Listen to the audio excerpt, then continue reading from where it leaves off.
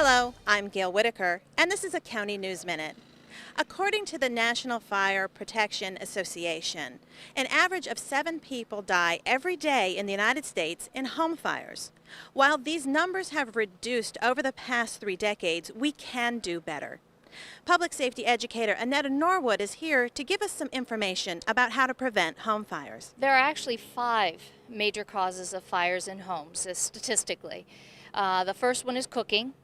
The second one, which is a close second, is heating. Third, it's a close third, is electrical. And then smoking materials and arson. Those are the 5 major causes of fires. And 3 out of every 5 fire deaths are one of those causes. And these are preventable. What can homeowners do to prevent these fires from occurring?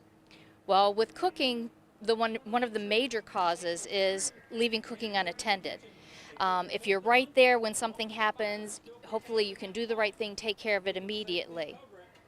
With the heating, if you use auxiliary heating, especially with the winter coming, using space heaters, that type of thing, making sure you keep them away from combustible materials, making sure that they're well maintained.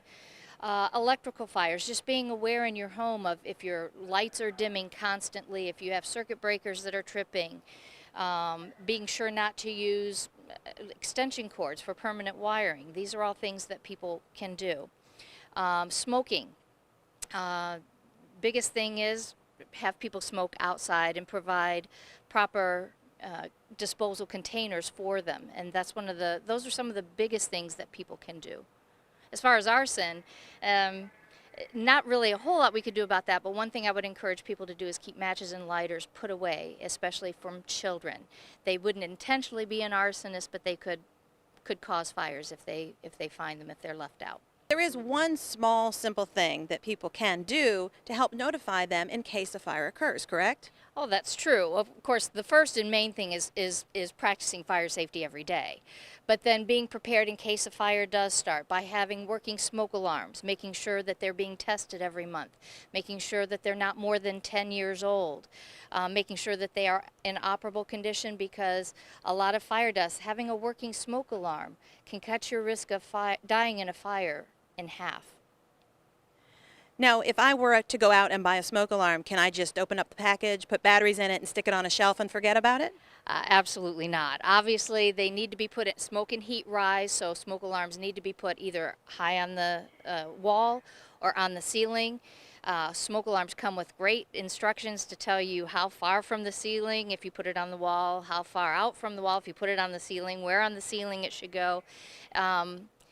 Making sure that they are in the proper places, and we recommend having one on every level of the home and one inside each bedroom area and outside each bedroom area. Do you recommend the use of carbon monoxide detectors as well as smoke detectors?